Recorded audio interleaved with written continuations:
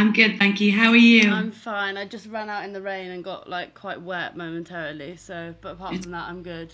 It's a terrible day. What was the first rave you ever went to? Oh my goodness. The first rave I ever went to. Okay, so it was in Dublin. Yeah. In this place called the Temple of Sound.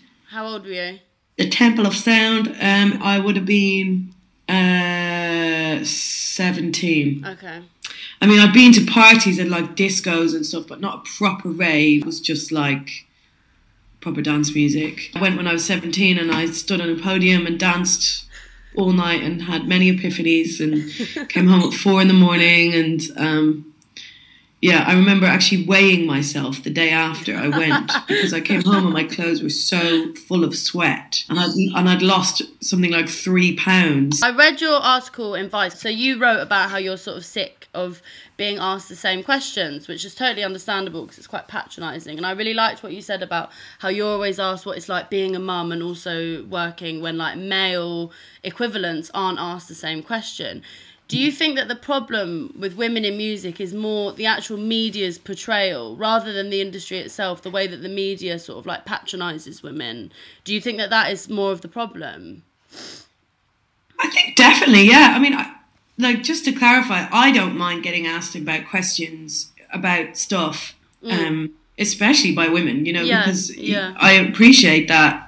It's really important to be able to speak out about how difficult it is to have a working life and be a mom and all that. And also about sexism in the industry. It's rife. Yeah. I don't want to deny that. You know, it's really important to speak out and show that you're aware of that. As I said, it's more just when men aren't asked similar questions, like you said, being the father of 5 children. How do you juggle it, mate? I mean, I've only got 1 kid.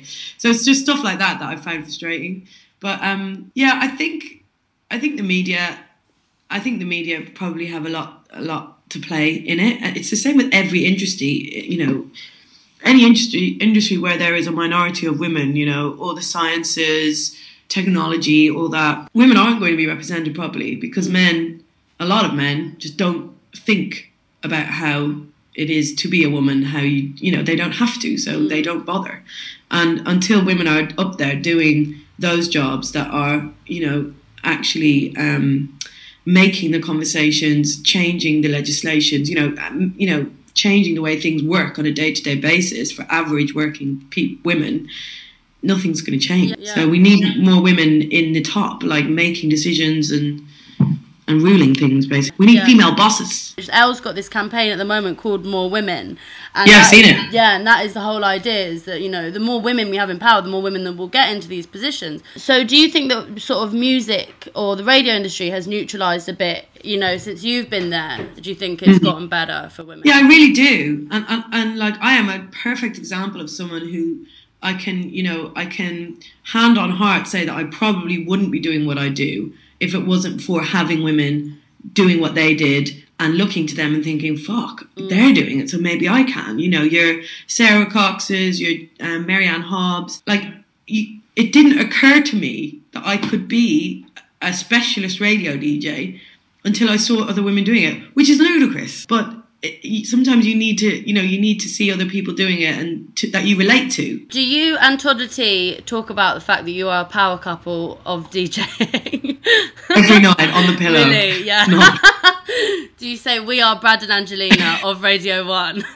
No, we you know what? We don't ever obviously talk about that. We've got other things to talk about, like childcare and who hasn't done the dishes. Fair enough. What's your favourite festival? I think Glastonbury.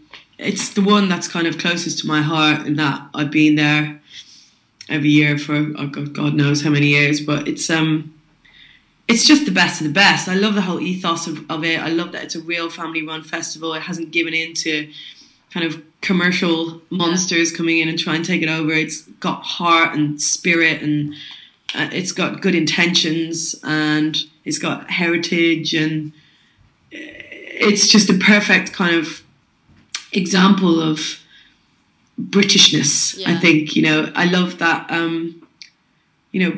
English people, British people sometimes have a reputation for being quite uptight, emotionally, and you go to Glastonbury and people become feral in a matter of hours, you know, and it's just a chance for everyone to let it all out and be free. And yeah, it's great. I love it. Cool. Well, thank you for FaceTiming me on this rainy day. Pleasure. Nice to meet you. Have a lovely day, you too. Bye. Bye.